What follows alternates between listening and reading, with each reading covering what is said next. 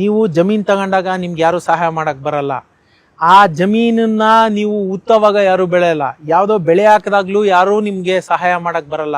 ಅಲ್ಲಿಂದ ಗೋಧಿ ಬೆಳೆದಾಗ್ಲೂ ನಿಮ್ಮನ್ನ ಯಾರು ಕೇಳಕ್ ಬರಲ್ಲ. ಅದರಿಂದ ನೀವು ಆ ಪಿಜ್ಜಾ ಬೇಸ್ ತಯಾರು ಮಾಡಿದಾಗ್ಲೂ ನಿಮ್ಮನ್ನ ಕೇಳಕ್ ಬರಲ್ಲ. ಅದ್ರ ಮೇಲೆ ಟೊಮೊಟೊ, ಚೀಸು, ಮಶ್ರೂಮು ಮತ್ತೊಂದು ಎಲ್ಲ ಮಾಡಿ ಘಮ ಘಮ ಅನ್ನೋ ಪಿಜ್ಜಾ ತಯಾರು ಮಾಡಿ ಎಲ್ರು ಓಡ್ ಬರ್ತಾರೆ ನನ್ಗೊಂದ್ ಪೀಸ್ ಅಂತ. ಈ ಸತ್ಯ ನಾವು ಅರ್ಥ ಮಾಡ್ಕೋಬೇಕು.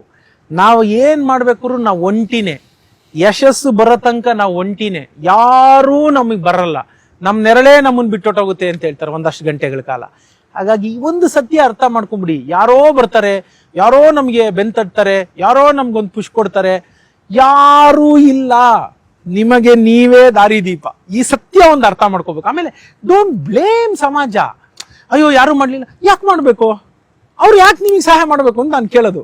ಯಾರು ಮಾಡಲ್ಲ, ಮಾಡೋದ್ ಬೇಕಿಲ್ಲ ಅಂತ ನಾನು ಹೇಳೋದು. ಯಾಕೆ ಅವ್ರು ಯಾರೋ ಬಂದು ಸಹಾಯ ಮಾಡಿ ನಿಮ್ಗೆ ಏನಾಗಿದೆ? ಭಗವಂತ ಕಾಲು ಕೈ ಎಲ್ಲ ಚೆನ್ನಾಗಿ ಕೊಟ್ಟಿದ್ದಾನೆ.